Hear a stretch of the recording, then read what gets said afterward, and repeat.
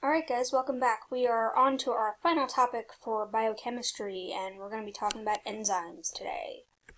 So, before we get into what enzymes are, how they function, they're going to get involved in chemical reactions. So let's take a step back real quick and just remember some important features about chemical reactions. So, when we define a chemical reaction, it's when we're taking one or more substances, pulling their atoms apart, rearranging those atoms and creating one or more new different substances from what we started with. So something like CH4 plus the oxygen, these are your reactants, right? So I've got one carbon to work with, 4 hydrogens, 2 oxygens, and we're going to break the bonds that are going on in these reactants so that I can rearrange them to make the products that are over here, in this case CO2 and water. Okay. But remember that energy is a big part of how chemical reactions progress. So regardless of what chemical reaction I'm looking at, I have to put in energy to break the bonds in the reactants, but then I also get energy back when the bonds reform in my products. So the question then becomes, do I need to invest more energy to break the bonds, or do I get more energy back out when the bonds get formed? So the differential really is how much activation energy do I need as opposed to the payoff energy that comes back out when the bonds form in those products. So remember that activation energy is how much energy I'm required to put in to break the bonds in the reactants. And when we look at reaction graphs, it's really the peak of that graph itself. So we classify your chemical reactions based on how much activation energy you've got going on here. So remember, we looked at these before, right? As opposed to how much energy I get back out. And maybe this isn't the worst thing to relabel once more for yourself. So if I'm looking at an exothermic reaction, here are my reactants, here's my activation energy, and then there's my energy payoff. So I end up netting excess energy when I go through an exothermic reaction. I release more energy as a result of forming the products than I needed to put in to break the bonds in the reactant. That's important because these are the types of chemical reactions that will typically happen relatively quickly, potentially even spontaneously in nature, and so we don't need to put a whole lot of energy in to make them work. Flip side to that are your endothermic reactions, right? So here are my reactants. Here's this huge hump of activation energy that I need to get over, and I only get this little bit off as a payoff in my products, and so overall I have to net inputting more energy than I get out, so energy is absorbed as opposed to released. These are the ones that take a long time to occur, they're slow to start, and they typically end up requiring some other additional assistance to get the amount of energy that they need up front in order to actually run. And a lot of the chemical reactions that are happening in living things end up being these endothermic reactions. And so we're going to talk about where that extra assistance comes from today. And these types of chemical reactions, that extra assistance, is going to come from enzymes. So enzymes are specialized proteins, and they are designed to catalyze or speed up chemical reactions in cells. But the cool thing about them is that they don't get utilized as a reactant or a product. They're sort of just kind of there.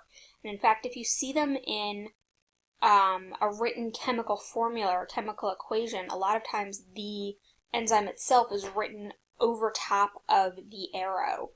So, I've got my reactants, yield, that's that arrow, remember, my products, and the enzyme is often written over top of that yield sign or that arrow sign, because it's not going to really get directly utilized as a reactant, and I'm not really going to get it back as a product either. We get to recycle it, which is really nice.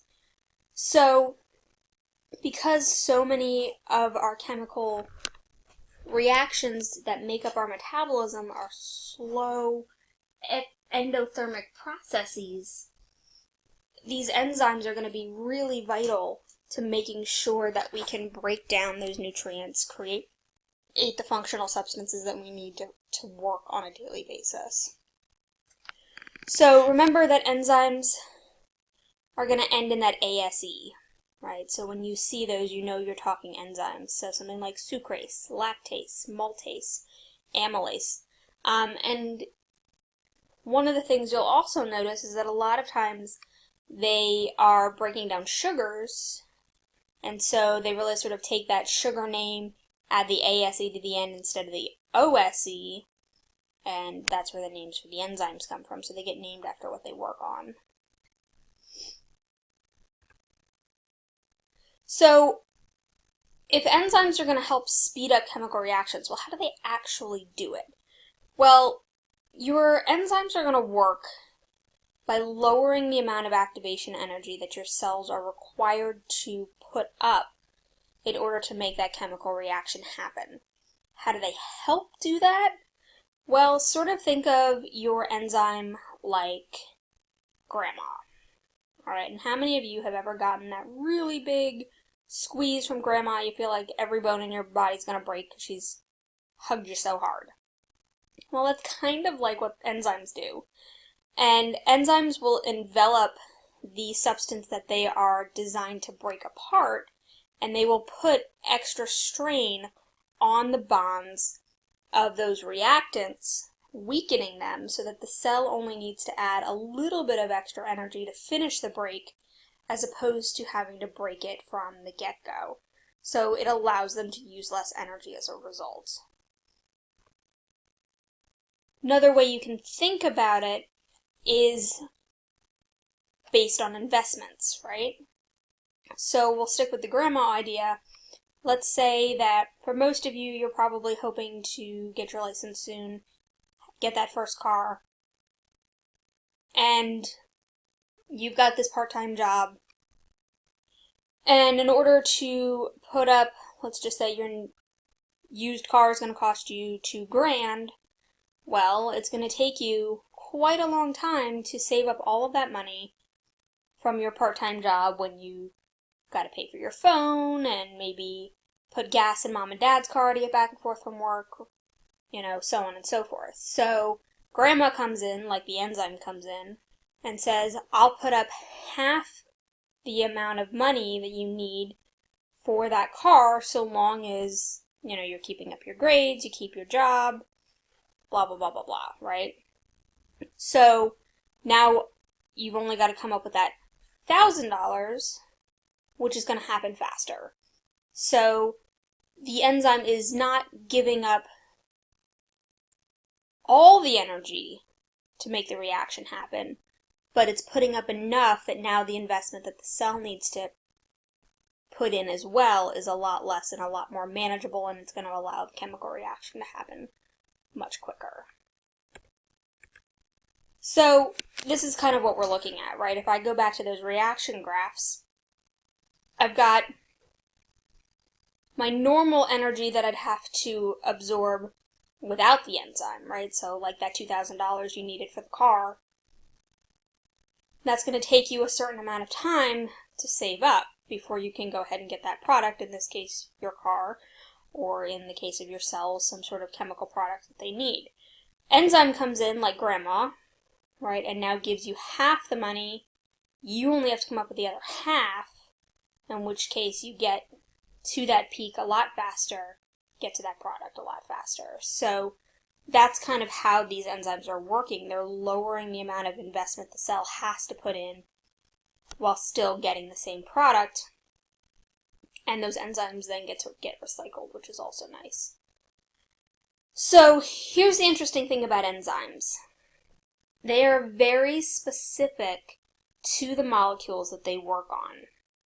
So when I'm looking at an enzyme and its function, we often use the analogy of a lock and a key.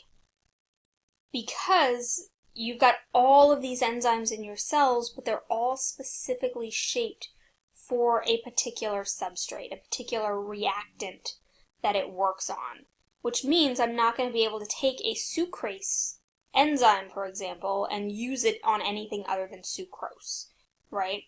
So if I take a look, that enzyme has a very specific shape to the molecule that it works on, just like you're not going to be able to walk up to any house in town and use your house key to open the lock.